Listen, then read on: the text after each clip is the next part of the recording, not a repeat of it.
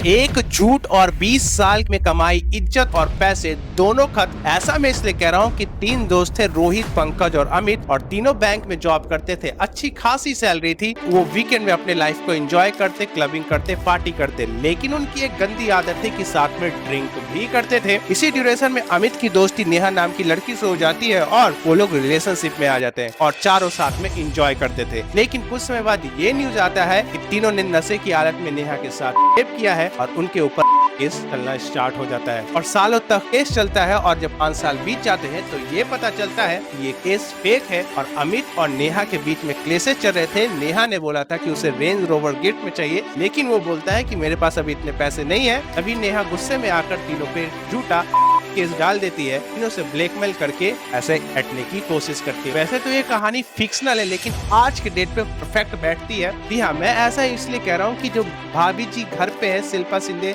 अपने ही प्रोड्यूसर पे sexual harassment का केस लगाया था जो कि झूठा था। उन्होंने इस बात को खुद ही कबूला है। तो इस तरह का केस करना 1 साल के बाद बहुत मुश्किल था मेरे लिए, लेकिन मैंने कहा नहीं, कभी जिंदगी में मौका आएगा तो इसे मैं कन्फेस करूंगी कि वो झूठ था। दहेज प्रताड़ना ये सब केस का मामला है, उसमें 90% केसेस में सजा होती ही नहीं है, तो सबूत नहीं मिलते हैं या वो केस फेक होते हैं। लेकिन ऐसे झूठे केसों के चक्कर में फंस के लड़के की जिंदगी भर की मेहनत, कमाई और इज्जत सब बर्बाद हो जाती है। ये समय आ गया है कि हमें इस प्रॉब्लम को पॉइंट आउट करना चाहिए, पे आवाज उठानी चाहिए। जय हिंद, जय भारत।